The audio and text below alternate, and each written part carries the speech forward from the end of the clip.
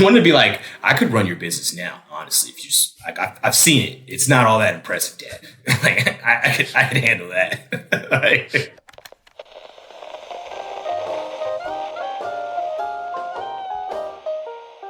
Welcome to the Front Porch with Brian Beaudry.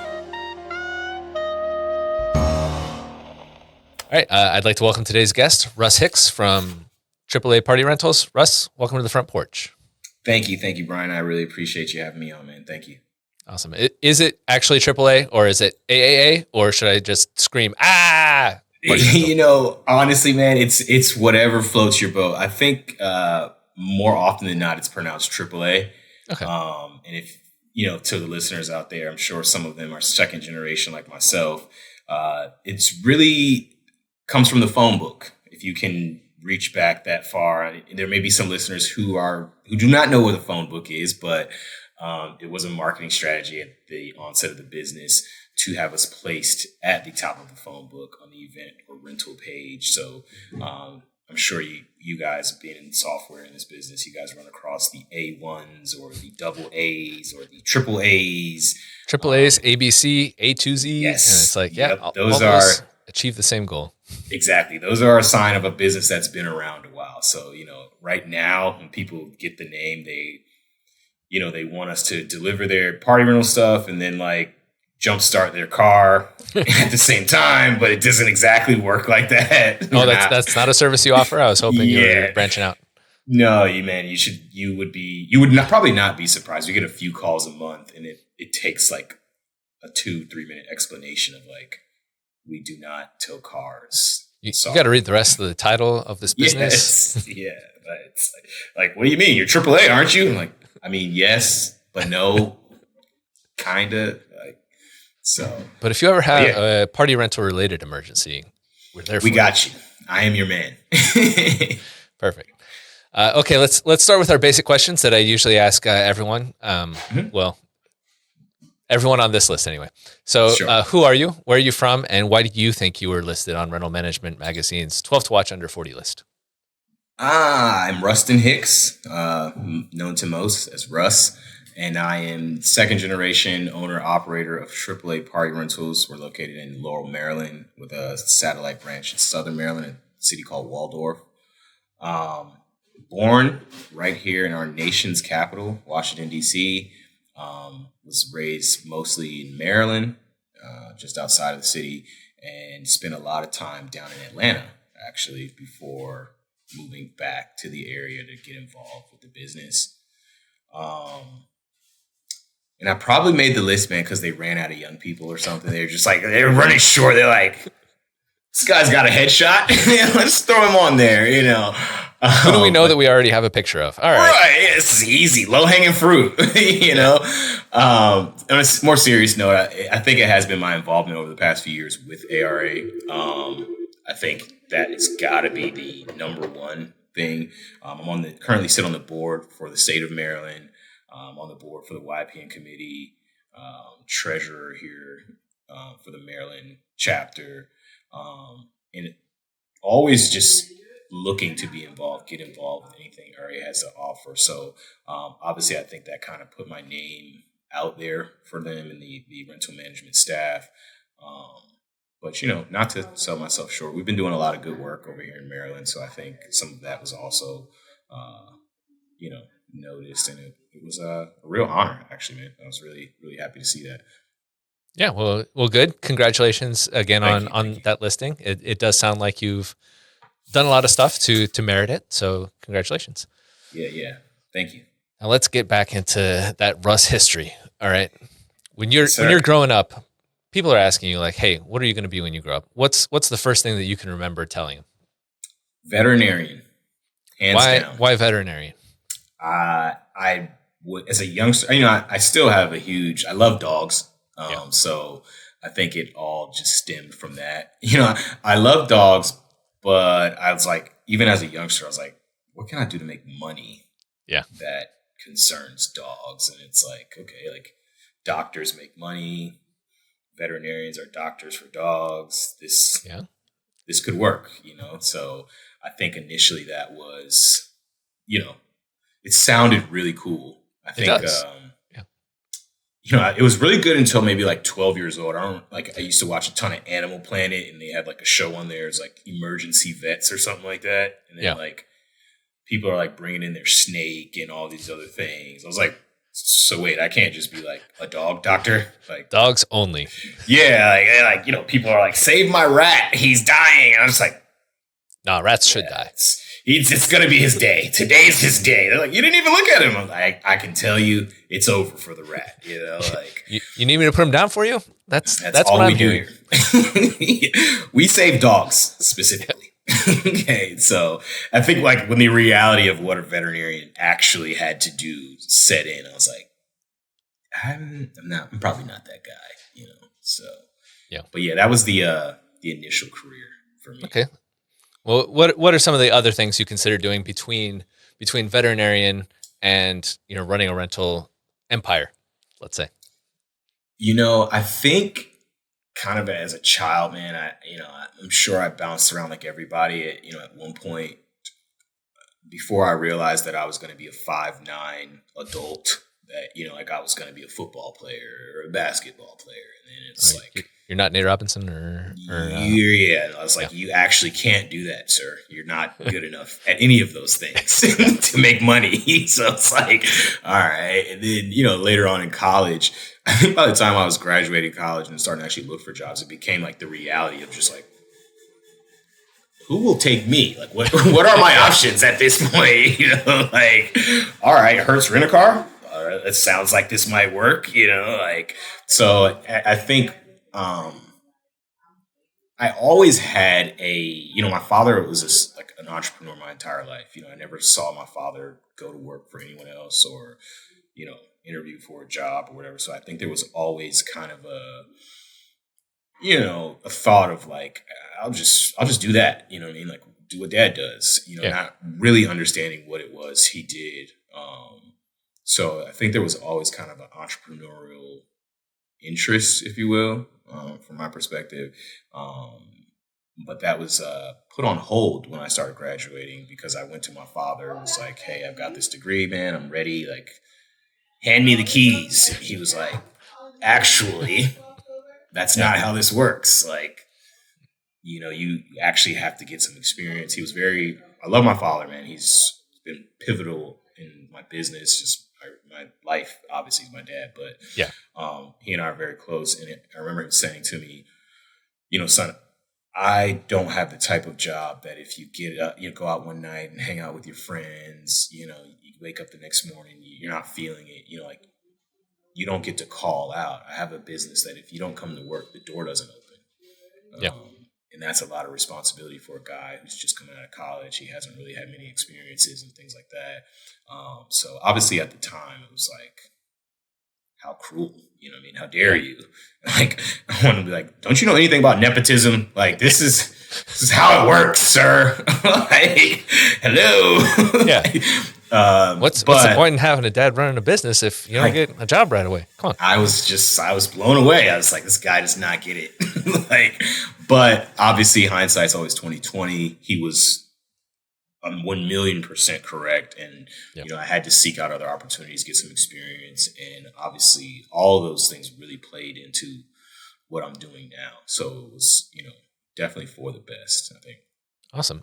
Tell me a little bit about some of those experiences that you went through on your path to learning to become a better rental leader. Yeah, man. Right out of college. So I when I was about 16, I ended up moving to Atlanta for high school. My father was actually living in Atlanta at the time. My mother was living here in Maryland, and he still ran the business from Atlanta. So we had an older brother. I have an older brother who worked for the airlines at the time. My father got a buddy pass, and he would fly up, once a week or however often he needed to check in on things here. Yeah. But with that, once I went to college, I went to school down there, graduated from Georgia State. Obviously, my father denied me my first job opportunity.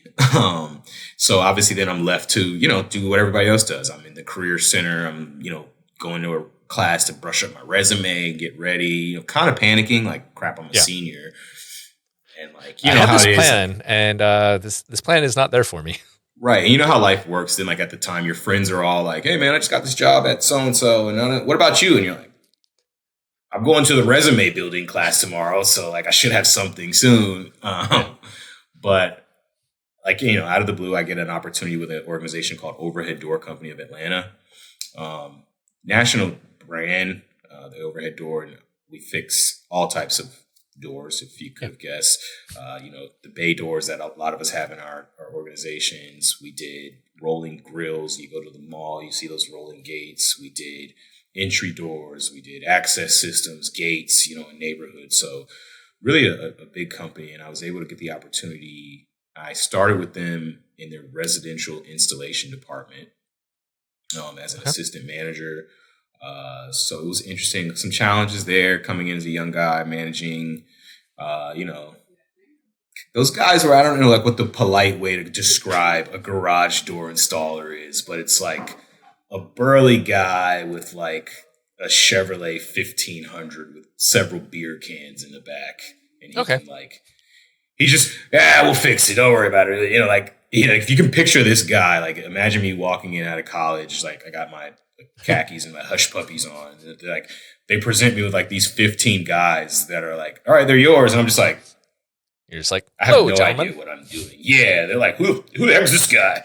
We're not listening to this guy. He doesn't know anything about anything. He's just like some young dude. Like, yeah. And I was like, okay, like this is going to take a little bit of figuring out, you know what I mean? Yeah. So I did that for a few years. Eventually moved into the commercial department, our commercial service department, and dispatched about 20 guys who covered the whole southern half of the state. And it was an experience, man, like a very, very well-run organization. It was a company called DH Pace who actually franchised the Overhead Door logo, and they had maybe 15 branches across the country. And working for them was obviously a lot of experience in managing people day to day, managing people who were older than me, from different walks of life, had more experience than me, had different views than me. So like you got that experience of like what it truly is to manage a group of people where and those people were not handpicked. They were handed to me. Yeah. Some you loved, some you didn't, but you had to work, figure out how to get the most out of everyone. That was your job. Dealing with clients and the corporate accounts, this is maybe an industry that's not like well known to all of us, but like these people were printing money over there. Yeah.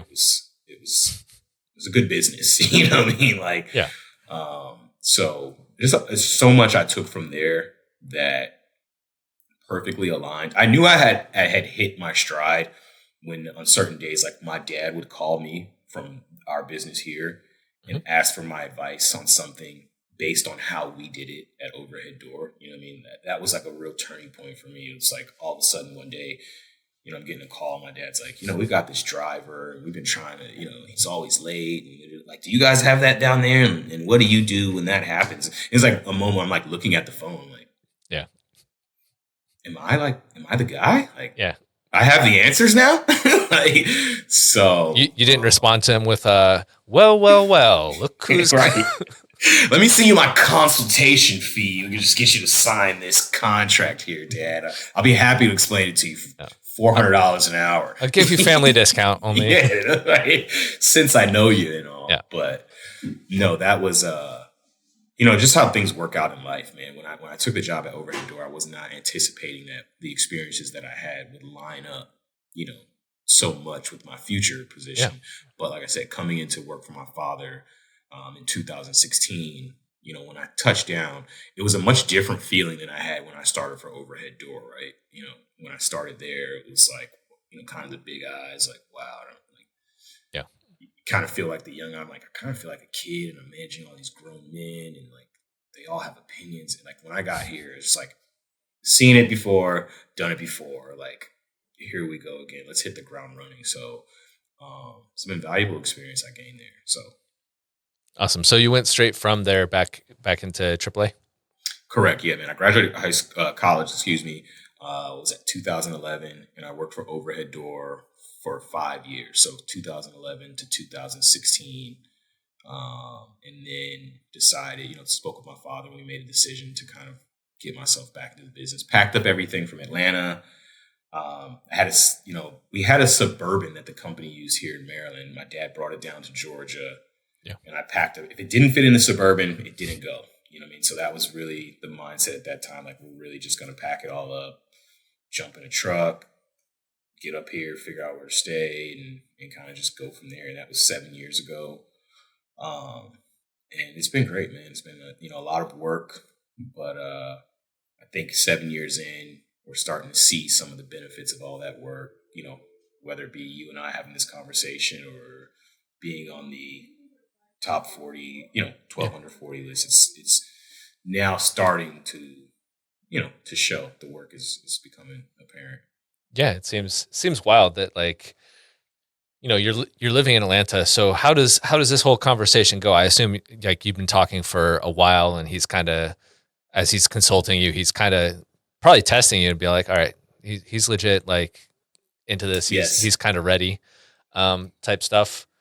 Basically, how did those conversations go? Because it's like, hey, I've built kind of a thing here, and he's like, yeah, everything that fits in the Suburban you can keep. Everything else is gone.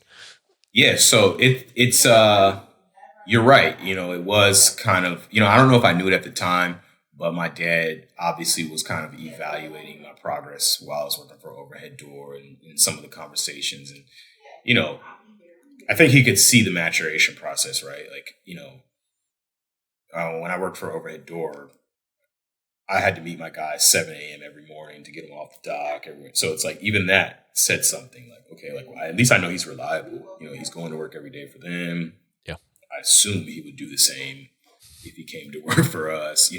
By the time I got into our service department, our service department was doing $1 million in revenue a month. So obviously from a, magnitude standpoint, he kind of looked at that and was like, well, if he's in a department that's $1 million a month, he could probably run our business. We're like a little over that in a year, you know what I mean? Yeah. So he's like, obviously it's probably not going to be too big of a job for him because he's managing, these type of accounts, these type of contracts already. So I think for him, maybe more so for him than even I realized, he could see the parallels between the two and say, like, okay, like, if the guy can do this and they've kept him for 5 years, then obviously he'll be able to do, what we're asking of him here. You know what I'm saying? So I think those were the biggest things that really, I would say made him comfortable with the transition. Yeah. As far as, like, actually getting back into it, man, it's actually an interesting I was going to say, my question is kind of from your end. Like, why, like, you seem to have a good thing going? No, I think, there was several things from my end, man. Some of them were, like, very, very surface level, right? Like, I'm going to be very honest. Like, here I am, I'm working for Overhead Door. And let's just be honest, I'm like just another department manager. Like, the corporate guys would come in like twice a year. And, like, it's my 3rd year working here. They're like, hey, I'm Joe. And I'm like, Joe, I meet you every year, Joe. Like, I'm the same. Yeah. Still me. Remember, like, last year? And they're like, okay. It's Russ. Nice to meet you, Joe. You know what I mean? I was like, all right, this kind of, you know what I mean? And then just, like, really kind of funny story, but just the way I think is crazy, right? Like, so I'm a young guy I'm down in Atlanta. I'm driving into work one day, and at the time I had a Camaro. I just bought a new Camaro, and I was coming into work. And I pull in the parking lot, and I'm just like, looking at, like, my boss's car, looking at, like, his boss's car, just like, no one here drives, like, a cool car. Like, I don't know, like, what's with this place? Like, are they making money? Like, because, like, if I was making money, I would definitely not still be driving a Ford Explorer. Like, no harm to anyone driving a Ford Explorer. I'm sorry. Like, but so I was like, as long as you don't get specific on other cars, then I think we're fine. Right. I'm talking with my dad about that, man, and I'm like, yeah, man, I don't know what's with these people. Like, no one here drives, like, a cool car. He's like, well, we drive them at AAA. It's like, wow, that kind of spoke to me. You know what I mean? Like, you guys do, don't you? Huh? Like, I think at the time he had just bought, like, a 911. My godmother, who owns a business with him, she had bought, like, a 5 Series. And I was like, you know what they do? They do have their values more aligned with what I'm about. You know what I mean? It's weird that my family's values would align with mine. Yeah, like, what? It's crazy. You know what I mean? So, like, that kind of, like, planted a seed. Like, when we hung up the phone that day, I was like, That's interesting. And then I will distinctly remember there was a gentleman who worked for us, and he went to retire. I think he'd worked with the company 30, 40 years or something like that. And, great guy, whatever. And we're doing this kind of like farewell for him. And like, still a great company. They get the guy like a set of golf clubs or something, whatever this parting gift is, a watch or whatever. And I'm just like, I don't know if I want to put in 40 years somewhere.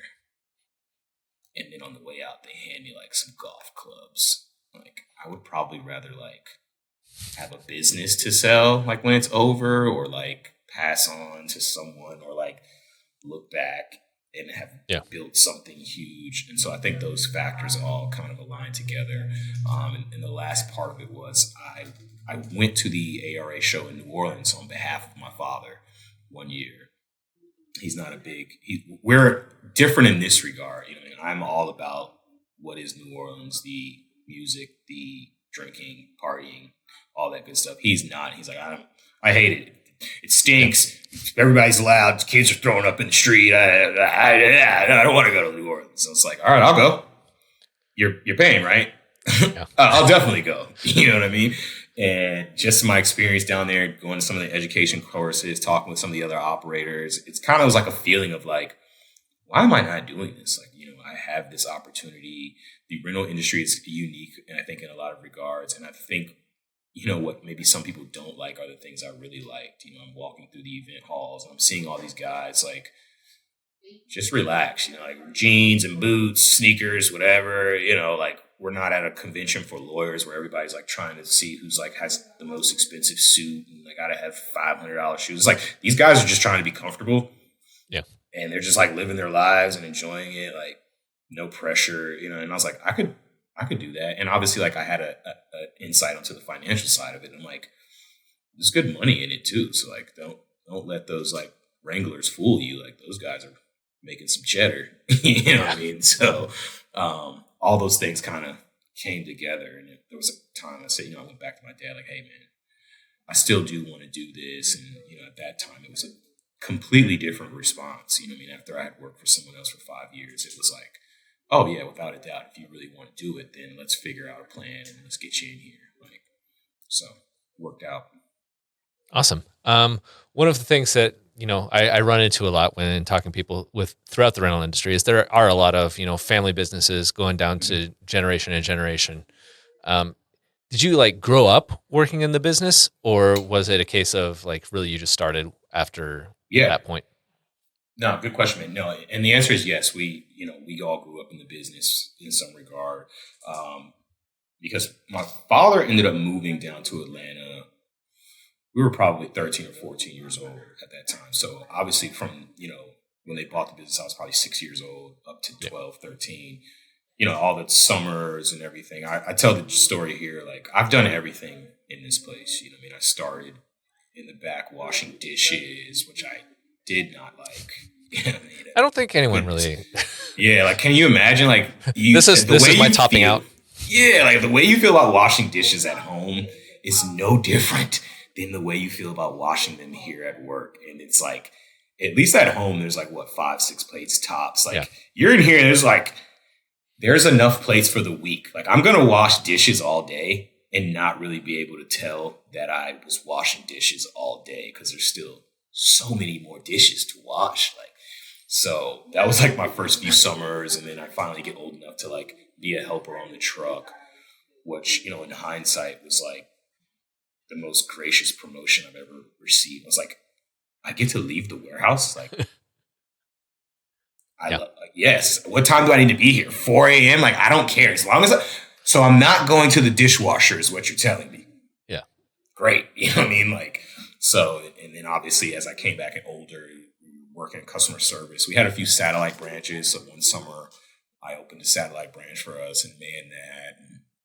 So yeah, really all the downtime I had, even throughout college, right? I was going to college in Atlanta, but a lot of times you have that break in between semesters from, winter to fall or spring semester, whatever. And I would come back up to Maryland for a month or, 4 weeks, 5 weeks, whatever, and work in between summers. I would come back and work. So, I was always involved.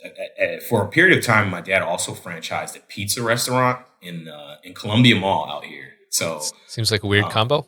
When I get you some more of this backstory, I know you have questions that'll lead into it, but there is a more of a, it makes more sense than it does right now, put it that way. So he also had some experience with restaurants, but at the time, I was probably my most absent from AAA Party Rentals during the time he had the pizza store. Just because it was, I'm not going to lie, man, it was a cooler gig as like a high school, college kid. Yeah. Working your dad's pizza restaurant, the food court in the mall, you got friends and stuff coming by, and my dad was like a pretty cool owner, like I'm working for him one summer and, like me and my brother are working the counter and there's like some young girls laughing and joking, and my dad's like, give him a free pizza. Like, come on, man. Tell them they ain't got to pay. And we're like, I didn't know we could do that, Dad. He's like, come on, man, if it'll help you use what you got. You know what I mean? So we're like, we love it here.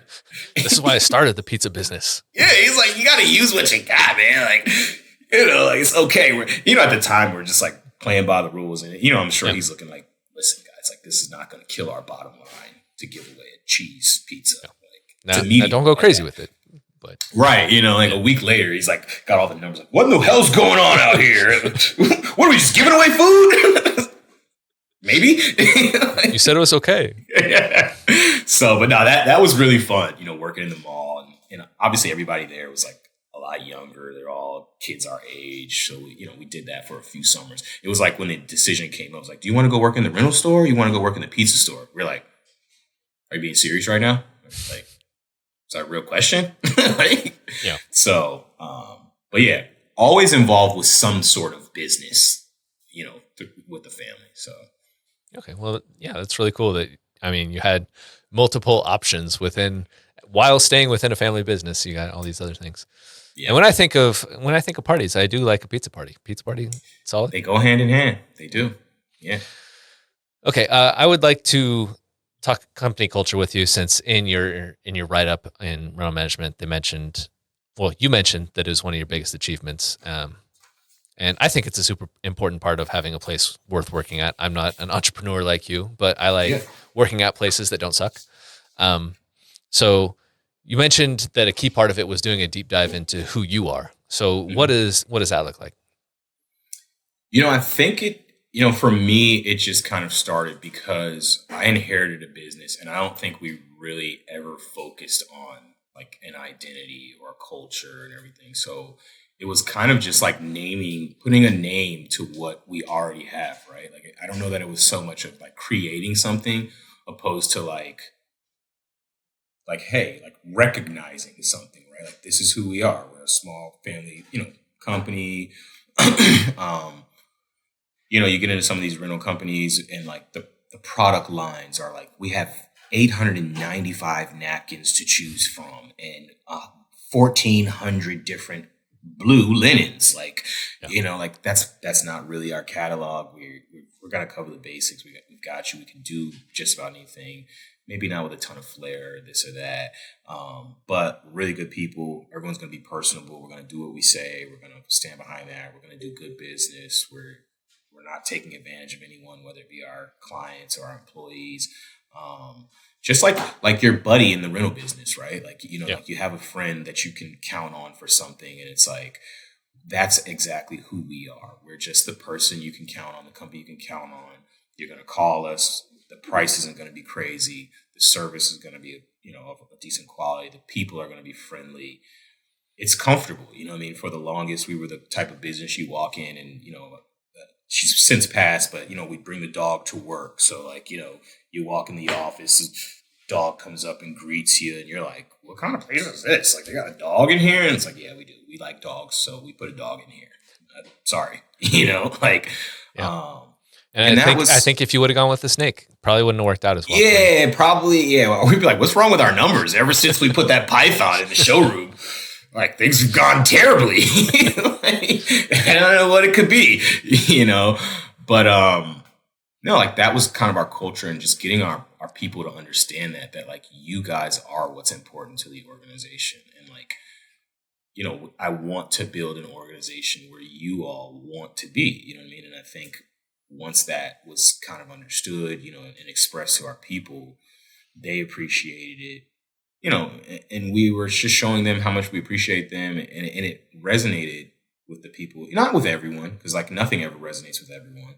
You learn that when you're in business. But what it did do was make it easier to spot those that it didn't resonate with, right? Like, we have these conversations and, you tell someone how excited you are to have them on your team and that you want to build this culture. And like some people walk away from the meeting like, yeah, I like that. And some people are like, whatever, dude.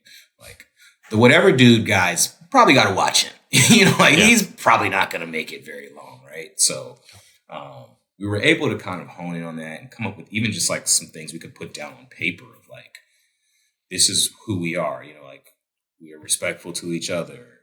I read a book, I believe it's called The Ultimate Team Player. Mark Lencioni, I believe, wrote it. But anyway, in the book, it kind of goes through these traits of like the ultimate team player. And they explain them, and they're not necessarily book definitions for the terms, but they're like definitions in regard to your business. Like we want people who are smart. We don't need someone who's got, 1,600 or, 20 whatever on the ACT. That's not what we're talking about. Like we want an employee that understands when you deliver to a repass, there's a different energy than when you deliver to a bachelorette party. Like there's two completely different approaches to that. And you need to be smart enough to know the difference if you're going to work here. So like I said, we put those things and honed in on them. And we post these things up. They're placarded in the restroom, in the lunchroom, and everywhere. And when I sit down with somebody, I say, we're looking for ultimate team players. These are the qualities that we value. And you kind of watch, you gauge that reaction. Hey, we hire the type of people who will do anything to help a teammate. I understand you're a salesperson, but if you walk past a guy and he's trying to pick up a table and it looks like he needs help, you're going to go grab the other end of the table and help him. I don't care if you're the CEO, if you're the owner, you're the mechanic, like we help each other here. You know what I mean? And that's kind of the, we're not hearing any of that's not my job around here. Yep. Like, you're right. You don't have a job anymore once we hear that. You know what I mean? Like, it not only is it not your job, there's so much you won't that's have a job. Yeah, like you're job free at this point. Look at that. You know what I mean? So that was kind of the culture and what it is and how it's created. And like I said, we've lost some people. Yeah. We've added some really good people, and we're a closer knit unit than I think we've ever been. And I think one of the biggest things it did for me, man, was it changed the way I viewed my team. Honestly, once we were able to hone in on this, right? Like, in my early years of managing for my dad, and maybe not as literal, but like, I think I was like, if you guys follow sports, I was like closer to like a Bobby Knight than like a Phil Jackson, right? Like, I've never seen Phil Jackson yell at anyone, you know what I mean? Like on a sideline, like, whereas you fast forward to like Bobby Knight, you're like, he's calling a timeout. He's got his players doing push-ups on the, like in the game. He's like, oh, this guy's off his rocker, you know what I mean? But I was able to like relax a little bit. Based on the people I was managing. Like once we honed in and we got these people who bought into what we were saying, it's like, oh wow, like I don't have to yell at them. Like they actually just want to do their job and do it right. You know what I mean? So like, you're not wasting all this time trying to motivate people that aren't motivatable or whatever. Right. And they're frustrating me. And it's like, wow, like now it's like I'm driving home. Like, what can I do nice for so-and-so? Like, what are we going to do for Christmas for other people? Because I want to do something nice. They're willing to come early. They're willing to stay late. They're not complaining. So it went from like pulling my hair out to like, what do I do to keep them now? Right. Like, I want them to be happy. I want them to want to come to work here. So it changed my perspective and how I view them and they could feel that as well. Right. Like everything helped everything. So like they bought in and did a little better. Now I'm low stress and so happy to have them and trying to make their life better. And now they have a boss who cares about them and wants to make their life better. You know what I mean? So like, it's like a virtuous cycle. Started it's changed my life. You know what I mean? So, yeah. So one of the questions I had beginning of this process, lots of companies, when they're starting, they just get so involved in the details. They're not necessarily trying to define what their culture is. So you already have this culture, whether you define it or not. And then once you are able to actually define it, you're able to really specify what you're looking for going forward and really fine tune it and make it more of what you want. Was it just going through the Ultimate Team book that kind of inspired you, or what caused you to figure out hey, I really need to define the culture here, and we really need to, what were your first steps for like anyone out there that's kind of wanting to change their culture?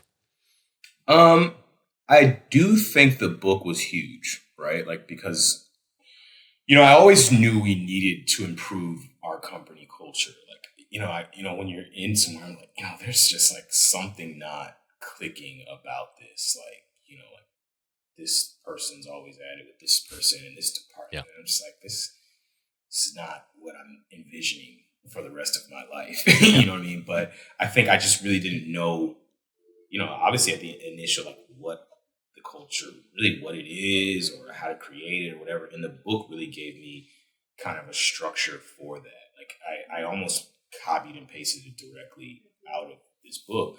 Okay. But, and I'll be honest with you, the other part about Brian, it's like, it's a fluid process, right? Like we've got it here, we put it here, and we go in it for a year and we kind of look and say, actually, there's another thing that's very important. So we might tweak or change or, but yeah, the book really gave me a blueprint as to where to start, just to have something to just give to everyone, right? And just say like,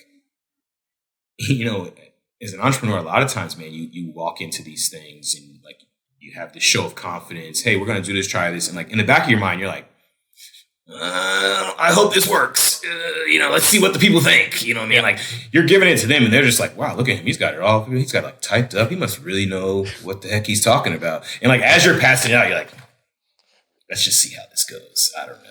You know what I mean? Like, yes, the book says it should work. Yeah, you know what I mean? And that's kind of how it went. I'm like, all right, man, I don't know. This book, it says it's like, do this and tell your people this and we'll see what happens. And like I said, it wasn't an overnight thing. I don't want anyone like be confused. Like you're going to read the book and then the next day, like everyone's going to love you. It definitely was not the case. Like we were still going through employees and hiring and finding out they fit, they don't fit. But even we had something to measure against, right? Like when we sat down and we're like, we don't know what's up with Joe. Like he's not vibing. And like, okay, well, let's look at this. Like, is he smart? Is he considerate? Is he da-da-da? And it's like, you know what? That's what it is. He's not X, Y, Z. You know what I mean? And so it just created a standard. And I think, like I said, again, to anyone who's trying to work on a company culture, I would definitely look up the book. Like I said, Ultimate Team Player. It's a good read. And they give a lot of examples, right? Because sometimes you read these books that say like, hey, just do this, this, and this. And the way the book is written is they use like a fictional-based company.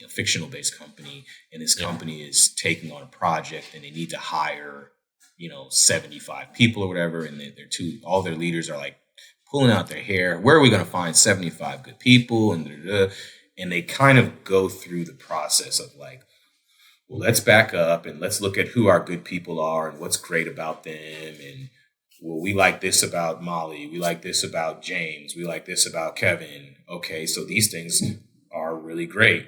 And these are our best people. And these are the qualities that they exemplify. And now we put those on paper. And that's kind of how we were able to back into it. The same thing, like I'm sitting down and I'm thinking like, who would I clone here? That enabled me to like, it gave us a process, right? Like, look at these people, see what they have. Okay, we love that. Like this guy's super reliable. So we know like reliability is going to be one of them. Like this person's super considerate. That's what we love about them. Like they're considerate to their team members. They're considerate to our clients. We got to have that. And, like I said, a lot of them were the same as what was in the book. But that is how I essentially backed into this list and these things. And like I said, it's still, for me, it's like a moving target, right? Like, we'll continue to improve or add or critique to get it where we want, but it's just been a very helpful, like, guiding light, I would say.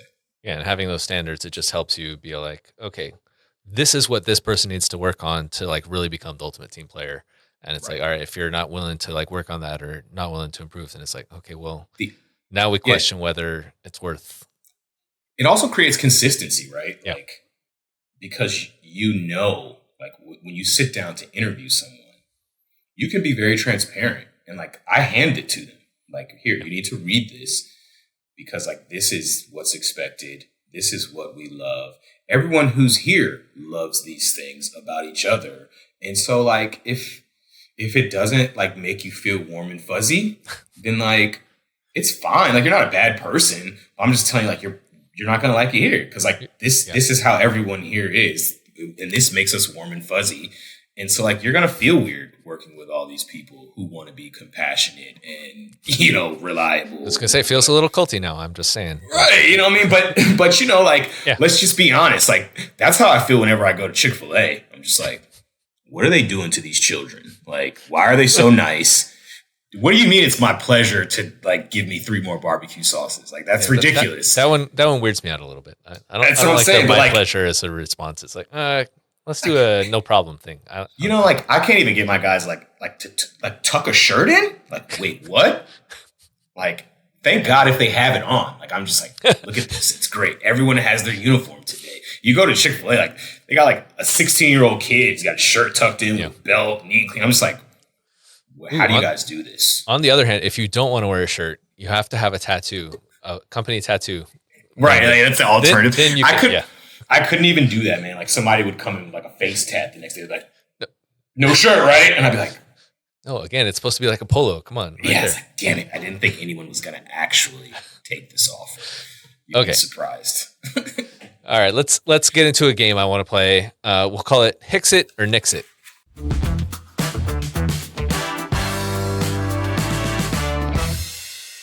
So if you agree with the statement or it's true, say Hicks It. If you disagree or it's not true, say Nix It. And then I'll need a reason for everything. So, all right.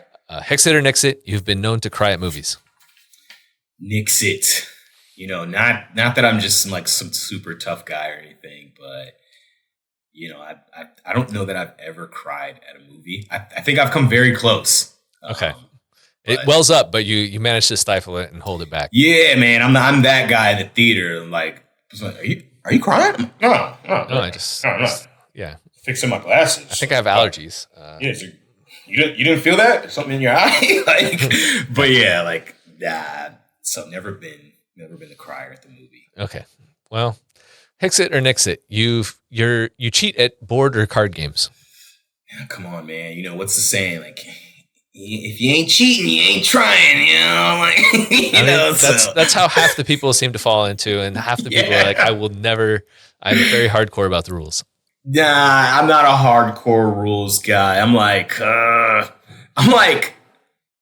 don't want to get caught cheating, but I don't know if anyone else knows I'm breaking the rules right now, so I'm not going to tell them. Like, if they don't have a problem with it. If no one calls it out, it's not cheating. Okay. Right. And then there might just be like, oh my God, what? You can't do that? Are you sure? Because where we play it, that was never a problem. At my house, this was totally okay. Yeah. Doesn't work with your family though when you're saying that. Nah. It doesn't work with anybody who's really comfortable with you. They're like, hey, watch out for him. He'll cheat. All right. Hicks It or Nix It. You've told an outrageous lie to a child. I could probably, like right now, I'm going to nix it, but I have a 1-year-old. She'll be 1 next week or the 18th of this month. Okay. So I would probably say, like, if you ask me this in like another 18 months, I will have told some outrageous lies. You're like, I am so excited to start lying. Yeah, like I can't wait because, like, can you be honest to a kid? Like, put the tooth under your pillow. Some random human being's gonna fly in here and leave money. See, I was just talking with someone else. And I was like, that's probably like my favorite thing that I did with my daughter is like, we didn't tell her anything about the tooth fairy. Right. She just woke up with like a little note and some money under her pillow. I was so excited. Like the look on her face was like amazing. But this happens. I love it here. And then as soon as she figured out that nope, that's not the case. Then it's like, all right, I'm not doing anything anymore for you. So yeah, like I think I'll definitely like be like lying about Santa Claus here for the next few years and the Easter Bunny. So I don't know that you can avoid lying. If you really love the kid, I don't know how you avoid lying about Santa. Like, what kind of human are you? By the way, got a great tip for you on that. Someone I spoke to mentioned that their kid caught them wrapping presents. They told the great lie that it's like, oh no, Santa enlists parents to wrap presents for other people's kids. Right. And then you can then you can also kind of gauge the kid's excitement for whatever they see. And it's like, it's actually funny. This is a good one. Yeah. So I was like, ooh, I like that one. I wish I would have known it earlier. No, yeah, that's going to be clutch. All right. Hicks It or Nix It, your favorite fast food fries are from McDonald's? I'm a curly fry guy. Arby's. It's probably, I don't know how popular of an opinion that is, but yeah. My dad, so backstory is, with the restaurants, my dad actually franchised McDonald's. So prior to him owning AAA Party Rentals, he had 3 locations here in DC, 3 or 4 McDonald's restaurants in Washington, DC. And my godmother had 2. And that was actually how they became good friends in the McDonald's training courses. They were in the same, like graduating class, and they got their stores in the city around the same time. This is late 80s. Early 90s, and they both franchised those stores for several years and then decided to come together and purchase this business from a family called the Jernigans that was looking to exit the rental industry. So that was the kind of food background that would have aligned with the pizza restaurants. Like I said, my dad, did a lot of the bulk of his early career was in the McDonald's franchise. So maybe like there's an underlying hatred for McDonald's fries. Like, I remember being a kid and like my dad, we're like headed to somewhere to the zoo or something. He's like, oh, we just got to stop by the store real quick. Let me peek in here. And it's like, you could see all of our like faces just drop like, Dad's going to work. Like we're actually never going to make it to the zoo because like he's going to be fixing these. And like next thing you know, he's going to be telling us like, make sodas for the customers and like mop the floor. And just like, I kind of might hate McDonald's. Yeah, I could see that. Yeah. That seems unpleasant. Hicks It or Nix It? You have an embarrassing nickname or a nickname that you hate? Nah, Nix It. Nah, I don't. I think my full name is Rustin, Rustyn, and everybody calls me Russ. So that's as far as I ever got with nicknames.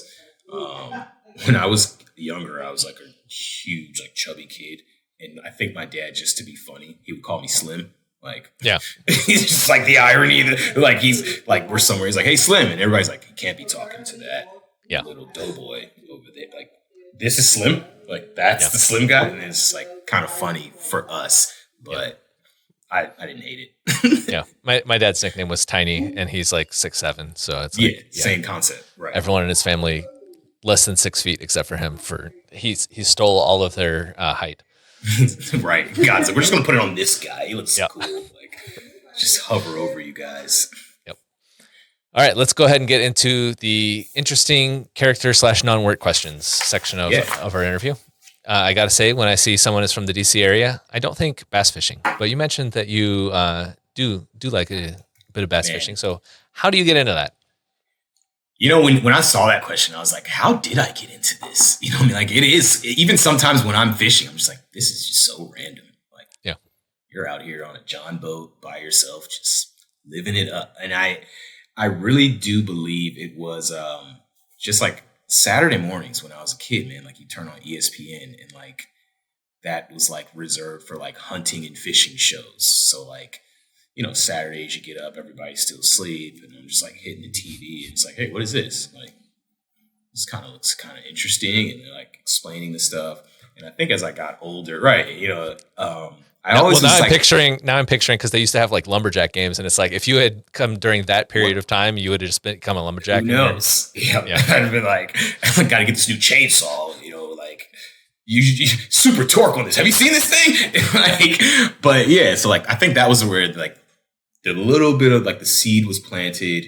And then as I got older, we happened to live by a lake when I was younger, and I would kind of go down there and just not really even know what I'm doing, catch a few fish there. And then as an adult, man, most recently, or a few years back when COVID hit, it kind of like resurfaced, right? Because I was up here.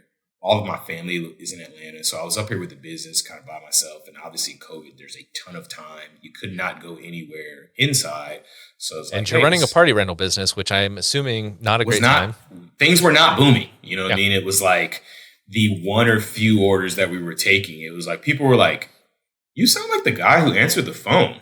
I'm like, "Yes, I am the guy." There's only one guy right now. Yep. He is the phone guy, the driver, the warehouse guy. Like, I am all 3 A's of AAA. Yeah, like if you spoke to someone, it was me.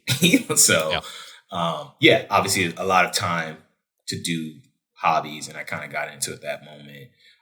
And then once I started, man, it was just like the challenge of it is what got me. Like every time I'm going out, you know, like I explained to people, it was like, can you imagine hunting for something that you can't see that is underwater? Like that's literally what we're trying to make. Like we don't know what's out there. We don't know if anything is even in here, but like we're gonna use the weather and the wind and the air temp and the water clarity to kind of hone in on something. So like when it works, you're just like, this is crazy. I am a wizard. Like, I am so amazing. Like obviously when it doesn't work, I've had some very frustrating days on the water, which was something I had to learn. It's like, bro, you're not getting paid for this. Like, just relax, you know, enjoy being outside. But nah, it's become a huge hobby of mine. Spending so you're not competitive with it. It's relaxing. No, it's just a waste of my money and something to do, you know, away from the house, you know, obviously away from the business. And I think it's super important to have that. Like if you're an entrepreneur and you're listening to this, whether it's fishing or reading or whatever, like you have to have something that will pull you away from work sometimes where you can really turn off. Like if you're not careful, you'll never unplug. And I, you know, my personal opinion, that's not super healthy. So I think for me, it was that outlet of like, you know, in the summer, if I could once a week or once every 2 weeks, just get out there. And, you know, half the time I go out and I start fishing, and the other, you know, for an hour, I'm just going to sit out here. I got a little John boat, 14-foot John boat. There's a bunch of reservoirs around here. And it's like, I might fish for 2 hours and I might just float for like an hour and just think and chill. No one's calling you. You're not at home because obviously we understand you got wife, kids, everything. Like you get off work and then you go home to work, essentially. Like, so it's like, even they can't find me out here. Like, you know what I mean? Like, I'm so remote. You know what I mean? Yep. So it worked for me. So awesome. All right. Tell me about your travels. You mentioned a little bit that you're big into travel for live sporting events. And that's, you know, that's something that a lot of people would like to get more into. I love it, man. What are some of the places you've gone? I just recently got back from LA. We did a really cool trip, my dad, myself, and a couple of his buddies, which was funny all in itself. It's like these 3 old guys and then this like semi-old guy. Well, you're still a young professional, so you can't that yet. And you know, like, and being out with my dad and his friends, like I definitely was young compared to them. They're like, you're driving. It's dark outside. I was like, okay, probably a good idea. You guys are old. Yeah, you get to feel like you have superpowers when you're. Yeah, they're like, I can see at night. Or you know, like now all the games like have StubHub tickets and shit. So like I'm the guy like before the game, they're all like passing their phones like here, I can't download my tickets, man. I don't know what I'm doing wrong. It's asking me for my iCloud password. Do I even have that? I'm like, yes, guys, just relax. Everyone, calm down. All right, I'm just gonna put all the tickets in my wallet. Exactly. Just take your phones back. Yeah, like, just hang out with me and we'll be fine. Yeah, so like it was a great trip, and we went out. We caught the Lakers on Friday night. We stayed over the weekend, and then we caught the Rams on Monday Night Football. SoFi Stadium, it's amazing. Like if you're a football fan and you're wondering why like every week there's a Sunday night or a Monday night or a Thursday night at SoFi, it's because it's an amazing venue. Like the networks are like, let's go there. It's tight. You know what I mean? Like, just seeing it on TV, I was like, dang, that was beautiful. Bro, it's way more amazing in real life. It's the first game I went to, and we spent half the time looking at the stadium. Like they're down there playing their hearts out, the Rams, the Dolphins. Yeah, we're like, bro, look at this TV. Like, what do you think that costs? You know, like it's one of those type of deals. You're just kind of looking at it, the architecture, and you're like, no, this was cool, man. This is really nice. So that was a fun experience, man. We've been up to the Garden. My godmother is a Duke grad. So every year we will go up to the Garden. They usually play a game around Christmas time. And, you know, so I've gotten to go up there and see Zion Williams and those guys when they were playing, going all the way back to like the Jason Williams days. Not old enough for like the Leitner days, but like, you know, Shane Battier's, those guys, Mike Dunleavy. We usually catch 2 or 3 games from them a year. Huge Commanders fan, formerly the Redskins, you know. Formerly the football team as well. Right, yeah, formerly the Washington football team. It's like, call us whatever you want, as long as we win. Like, you know, everybody's like, how do you feel about the name? Like, I don't feel. I only feel about the record, okay? Like, when it's bad, my heart hurts. When it's good, my heart feels better. Like, we could be Makes neighbors. sense. But yeah, we've kind of gotten on this trajectory now. My dad and I were like, we kind of pick an NFL, NBA game per year, and hey, like let's go out here, go out there, and we'll make it a trip and actually see a game during the time. And sometimes we get lucky, man. Sometimes they're really good games. Sometimes, you know, it's just more about seeing a new city or a new venue. So yeah, that's awesome. I asked you to tell me a story about yourself that describes you, but you didn't have one, except that you wanted people to know that, you know, you worked throughout college. You never missed a party or a day of work, but I did notice that you didn't say, I never missed a class. Yeah. My record wasn't that great, you know, for as much, I'll say, shenanigans as I was into. I think my record was pretty good. And I think it's like anything else, right? When you get into college, if you really got a good grip on it, you like, you know, that like these 3 classes, I cannot miss. Like one day is going to I'll never catch up. I'll never understand. And then you've got like maybe 2 or 3 other classes. You're like, I think they're just going to read the notes. Like those classes you might not have caught me in. But, you know, I really did make an effort to make it all the classes because I was kind of like a person that was like, if I'm present and I'm listening to this professor, like I'm probably not going to study that hard.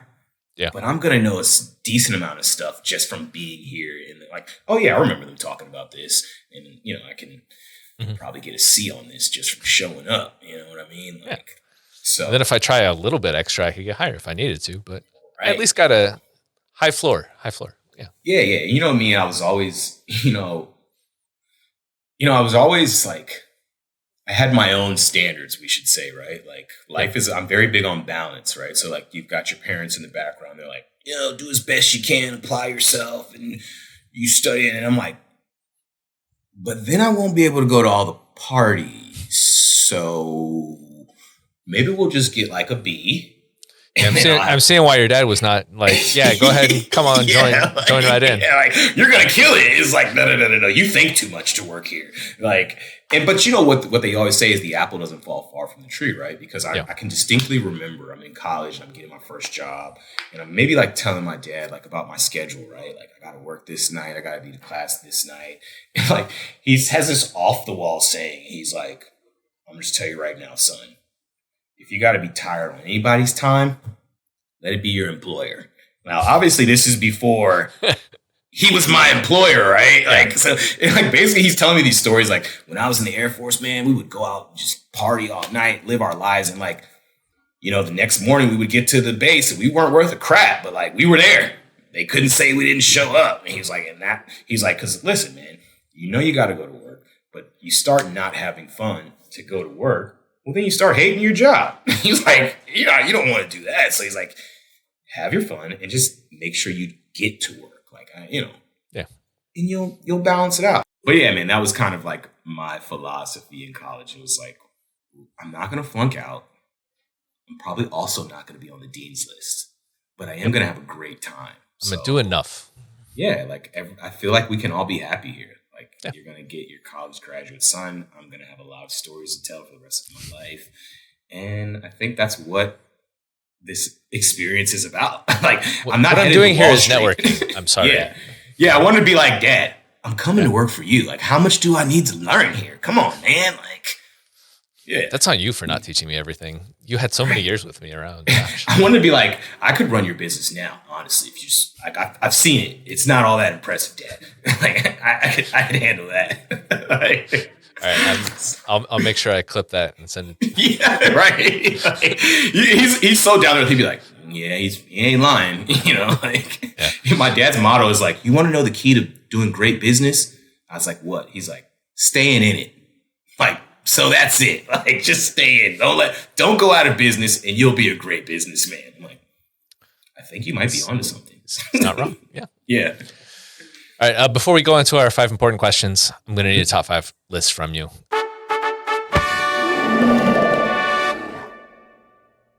I gave you a bunch of suggestions. Do you have a top 5 list ready for me?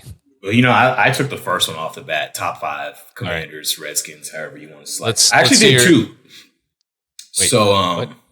I did the Commanders one. I didn't know it was like one of each. Yeah, I was just trying to give you suggestions. Nah, man, because when I said, I was like, oh, I got top 5s for this, because it was the top 5 Commanders and then the top 5 sporting events that I've seen in person, which I think, like, really, I never thought about this, but, like, I felt like it was a cool list. So, like, okay, for that one, I had in no particular order. No, that's not how a top 5 list works. You have to have an order. Okay, it is in a particular order. Oh, I'm gonna make you put them in order, and you have to start at number 5. So, right. We're doing the sporting events first.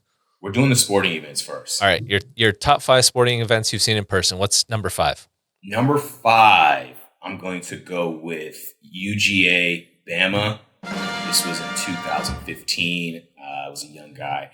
It poured down raining the entire game, but I don't know why. Like, that made it even better. You know, like, we snuck a bunch of booze at the time. I don't know if it still is, but it was like a dry campus. So, like, we all know what that means. But, like, I was gonna say, yeah, how dry is the campus really? Right. Like, we definitely worked around this rule. Like, clearly we're not the only participants. You know what I mean? But great time. The atmosphere, just the energy in that stadium was crazy. Like, I wasn't a big fan of either one, but just, like, being in that environment, I was like, wow. Yeah.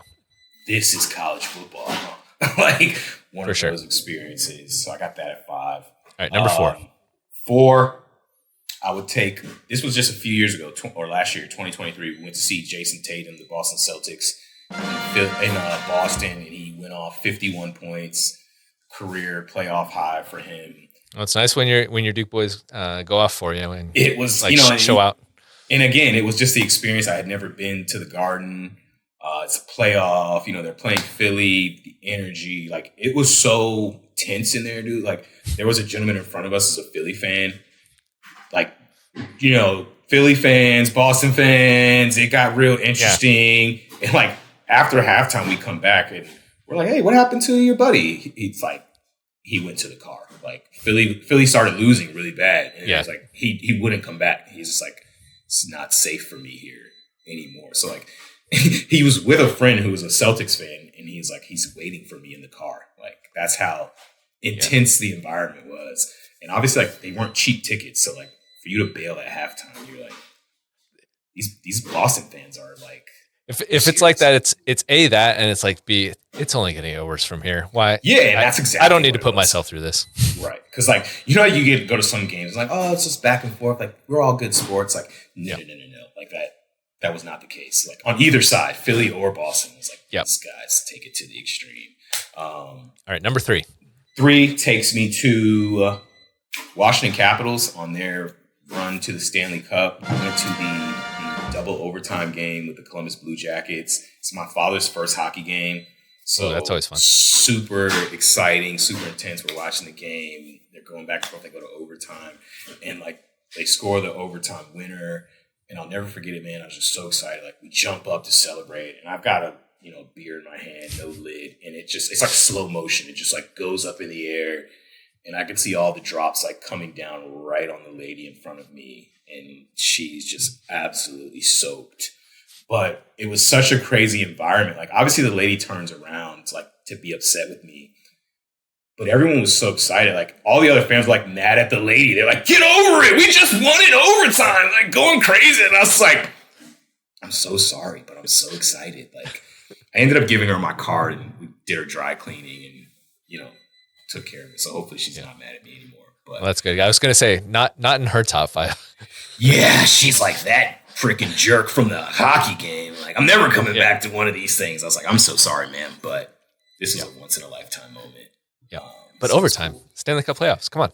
Come on. Like, and that's what everybody on the road was like. They're like, don't worry about it, bro. She'll be fine. She'll dry off. She'll be fine. I was like, okay. Right, number one. Number 2. That was 3, you said. You know what? That should have been number 2. Number 3, I'm sorry, was LeBron. I saw him pass Kobe in Philly for the scoring title. LeBron passed him that night. Kobe was at the game, courtside. And I don't know how to follow you closest, but the following morning, Kobe passed away. Yeah, I remember that being close. That was kind of surreal, right? Like we're in Philly still. Like we go to the game the night before, had a great time. You know, the standing ovation. We see the interaction between him and Kobe, and then like we're still riding around Philly, just kind of like sightseeing. And like it comes on the radio, that Kobe Bryant is back, and we're like, wait, what? You know how like when something's shocking, you're like, that's not the Kobe Bryant from last night. It's like, but I just saw that guy. Kobe Bryant. Yeah, it's one of those moments. So we were just like, wow. You know, so I think that kind of added to some of the like the allure of that particular game. And then number one sporting event you have ever been to. Live, it was 2021, man. I went to the Ravens-Chiefs Sunday night game in Baltimore. Prime time. It was bananas. The stadium did not stop shaking the entire night because it was like a close game the entire night. Came down to like the waning seconds. Baltimore wins by 1. So like crazy exciting sporting event. Also like just from a personal note, I went with my best friend who since that time has passed away. So always holds like kind of a super significant spot. Like that was the last time me and my buddy like really did something super crazy fun. But like I said, even just from a pure sports aspect, again, obviously you could tell that there's a kind of a trend. Like the environment is big for me. Like when you go to these stadiums and the fans are in it nonstop, and they're like, I think probably from being a Redskins fan my entire life and not ever really experiencing that for my team. You weren't around for the days where that was going on. Like, yeah, right. And that's what my dad always says. He's like, man, the Redskins, right before you got here, man, they were amazing, man. That was America's team. It was great. And I was just like, what did you do to them? Yeah, it's like, imagine that. You know what I mean? We're getting a little taste now, but that game was like, I had just recently moved to Baltimore at the time. And so like going into that stadium and the energy, I was just like, so this is what it's like, huh? Like when your football team's really good, like how cool is it? Like this every game? God, I'm asking questions in the stands. I'm like, so this normal? Like this is how you guys do it? So I think that one took the cake. And like I said, just as far as I remember the night after that game, my buddy calls me like, cause actually, you know, we're at the game having a great time. The next morning he calls me. He's like, dude, I think we might have just watched one of the greatest football games of all time. Right? Like, he's like, I'm watching the game back on like TV now. Like, this was amazing. Pat Mahomes, Lamar Jackson, just like back and forth going at it, and Lamar pulls out the win. He's like, I think that was history, bro. Like, that's that drug that gets you hooked on going to these types of things. Right.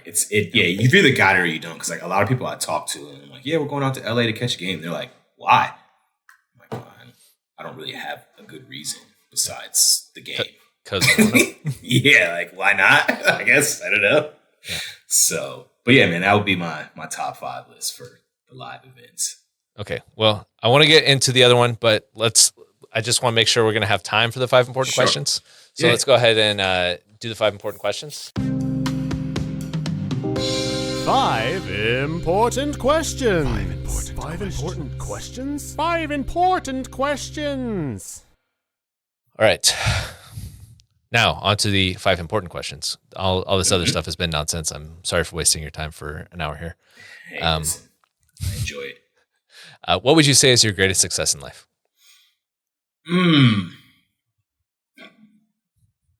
You've been a pretty successful fella. Yeah, no, that wasn't the problem I was having. Yeah, thinking of all it was like, really, it was like so kind. No, man, I think, I think I've got to put my daughter, my family in there, man. Like that one really. I'm a new father, so maybe 15 years from now, I'll be like, heavens no, I definitely screwed that up. But like right now, obviously, like your first kid, you look at that, and it just puts everything in perspective, and kind of slows things down for you, and it gives you kind of a new sense of like I don't know importance or like Yeah. it's not just me anymore. I've got to do that. And so like, obviously if you have children, you kind of feel what I'm saying, that feeling you get, like, even when you see them like sleeping, you're just like, man, like I sure love that little human. Like, geez. And it's like for this little person, I'm basically the entire world.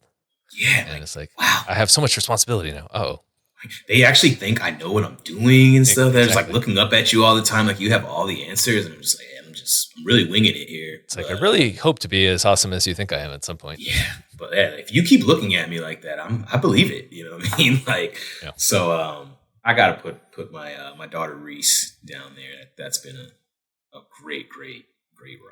So Awesome. Now, what is your greatest fear?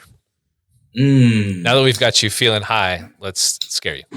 Yeah, man. My greatest fear, I think my biggest fear personally is like to look back and at some point to feel like maybe I left an opportunity or I didn't try hard enough at something. Like I don't have really a fear of failure. That's not, like I understand that's part of like success. Yeah. But I think sometimes in my past, like I don't ever want to look back and have this overwhelming feeling of like, if I had done a little more here or a little more there, maybe I would have provided a better life for my daughter or my family, or I'd be in a better situation. So I try to stay, kind of present with that, right? Like I have this kind of mantra in anything that I'm doing, right? Like I'll just like secretly kind of sometimes ask myself, like, am I doing my best? Like, am I, and it's like, it sounds kind of corny, but like, even like in my house, right? Like I'm about to walk out and I know the trash is full. And I'm just like, and then I kind of just ask myself, are you doing your best, bro? Like, yeah, you could take that out, right? Like, and I think that is kind of like what I was gonna say, hey, that's part of your culture. You have to do it. Right.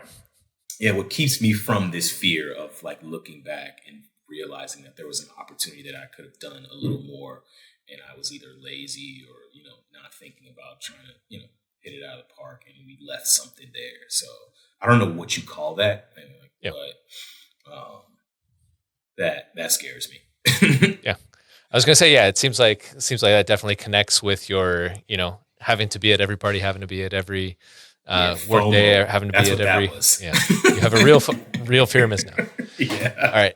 If you could tell first day in the industry, Russ, one piece of advice, what would you tell him? Be patient. Yeah. It's a long road. Anything you do, nothing happens overnight, especially in business. And just be patient, And I mean, I think that kind of branches out into so many other things. Be patient. Don't rush to conclusions, whether it's your employees, your clients, yourself. Just take a deep breath, hold on. You're trying to implement change, be patient. We have a saying here, whatever you're doing, when you're in business, changes are like turning a ship, it's not like a car. You just hit the gas and you turn a corner and you're gone. Like you're turning an oil tanker. Like we're going to be here a while, fellas, and that's kind of more what your business is. So be patient, make good decisions, stick with them, and, see them through. And I think more times than not, you see the changes later down. And sometimes you have to sit down and like, you have to go back like, dang, I have this great staff now. Like, how did that even happen? It's like, well, you started here and you made a decision here and you followed up that decision. And, like it was 2 years ago, but now you have, what you kind of envisioned. So that would probably be the first thing. Yeah, that makes sense. Mm-hmm. What is your most embarrassing moment in the industry? I don't even have to think about this one. I was working on a big job, maybe my second year in here, and pulling material together. And long story short, like I miscounted. We find out like 2 days ahead we're short some pieces. Luckily, the vendor that I needed was in Norfolk, Virginia. So like the day before the job, I ended up renting a Ryder truck and driving 4 hours down there, spending the night so I could be like at their front door in the morning, grab the stuff, and then got to drive like 4 hours back to go directly to the job site. So my dad really doesn't let me live that one down. That one, not my best moment. It's like, well, again, you should just be like, well, who was responsible for teaching me how to count? I mean, like, it's really, exactly, again, your fault. Let's walk this back, buddy. So yeah, that one, like I said, that one was rough. Like I definitely ran a few like late jobs for free for my dad to make up for that one at the time. It's like, hey, you know what? Don't worry about it. Like I definitely screwed up. So. Yeah. Well, at least you got it resolved before it became a real issue with the customer.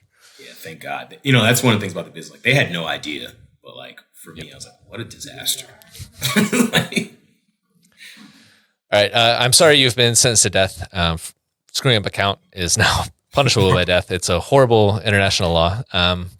What's your last meal and why? If I was going out right now, I am pretty hungry, so I'm not sure if this is my stomach like today talking. I'm probably going barbecue, man. Like just like throw down on a nice full rack with like loaded baked potato. Like let's just get messy about it. Yeah. And, send me on out of here. Like as for why, just because it tastes delicious. That probably like I'm a dessert guy too, so like probably go down like some kind of apple pie or something afterwards. Like I'm not gonna know the death penalty because I'm gonna be in a food coma actually before you guys can take me out. They're gonna be like, you're shaking me like, is he already gone? Just be like, I don't know. Like he ate all the stuff though. Like it's the you can't fire me, I quit thing. You can't kill me. Right. I was already dead. Did you see the spread? Like I'm gonna be asleep for the next 4 hours. So all right. If you could change one thing about yourself, what would it be? This is like a magic wave of the hand thing. I'd probably be taller, if anything. I don't want to sound like concealer. I kind of like Russ. Like he's pretty, like when I think about myself, like, he's an all right guy. I'd like me, you know what I mean? Yeah. But I think I've always just wondered what it would be like, kind of like, like be playing with my friends and like give them the sign, like throw me an alley-oop. And I just like two hand, like, oh, I'm hanging on the rim. Like it's probably just that deep. Like really. See, that's why my thing was just, I wish I could jump high enough that it's like, I just want to have that feeling of like dunking and just like, so yeah, I resonated. Cool. Yeah, to the height. I'm like, if I was 6'2" with the jumping ability I have now, I feel like I might be. Sorry, so we'll combine, and I have the height, and you have the jumping ability. Right. Yeah. But I feel like it's like I feel so like at home with you because it's like you feel me. Like we really just want to dunk is all. Yep. However it happens. I was going to say, since it is a wishing thing, it's like I could technically wish for flight, but that's too greedy. I feel like governments would find me and like scientists would want to experiment. Friends are going to want favors. They're going to be like, man, this Uber is like $52. You think you can fly back to the house and grab my earphones for me? Like your coworker's like, you're still flying, right? Great. So you think you can grab the Chipotle today for lunch? Like the Uber Eats is killing us. You're like, fine, guys, this is my last time, but I got you today. Like, nah, be stressful. Yep. That's why, dunking is just enough. All right. Yeah. If you could change one thing about the rental industry, again, magic wave, what would it be? I really like the rental industry, but I think if I could change one thing or like work on one thing, I think I would try to get like a little more information about the industry, right? Like I think there's been a huge surge of obviously of the time I've been involved in the industry, like women in rental. So I'm happy to see that. Like that's a whole, I feel like untapped potential, if you will. Like it's kind of been an industry that's been dominated by like white men, if we look around and just it is what it is. So I think, when it comes to women, people of color, like I think I would probably I would give it more exposure because like there's like such a good industry, and obviously there's a wealth of talent in all these other places, right? Like, white men are great, but like you've got like women and other people, like they're great too. So like for every brilliant person we have in the industry now, if we open up the industry to, this group and that group, and like we get more brilliant people, there's going to be a huge return on that.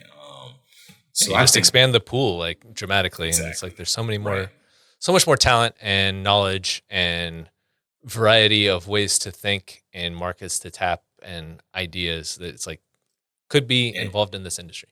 Right. And I think it grows. I think it's like, I don't know if you watch like Shane Gillis, he's got like a joke about like Alabama football, like once they started integrating, but it's like kind of that same concept, right? Like, hey, football was cool, but like once we opened it up to everybody, like, wow, like look how amazing this is now. Like, so kind of the same kind of concept. Like we're doing great, but like, who knows how much better we could be, if we just got a little bit more,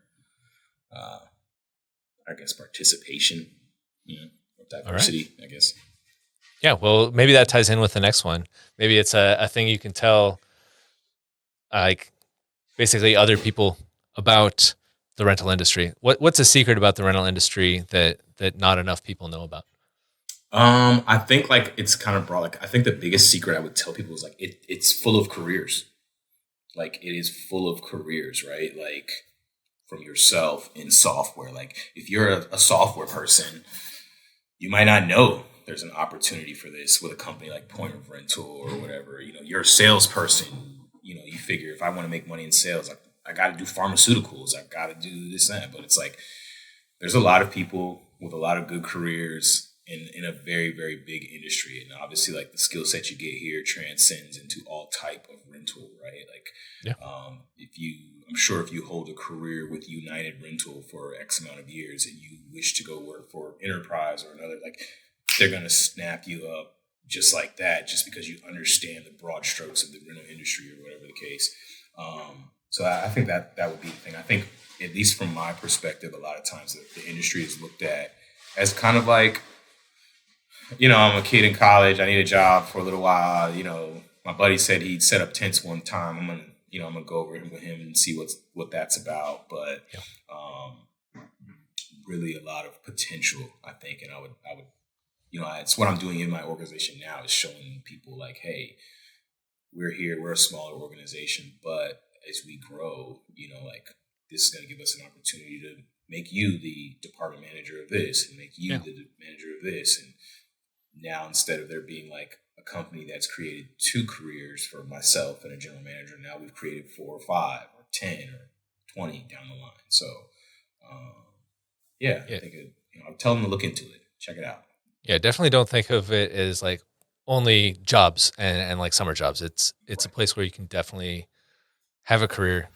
A lot of people out there, they start, at the very bottom and they are able to work their way up, even if it's not, a family business, or if it is a family business and you're not in the family, then like, hey, guess what? You're pretty close with the owner and you get to know him. And I've definitely heard of other businesses where it's like, the business owner sold it to the person who had been around for like 20 years and kind of grew up with them and was side by side with them as they built the business and all that kind of stuff.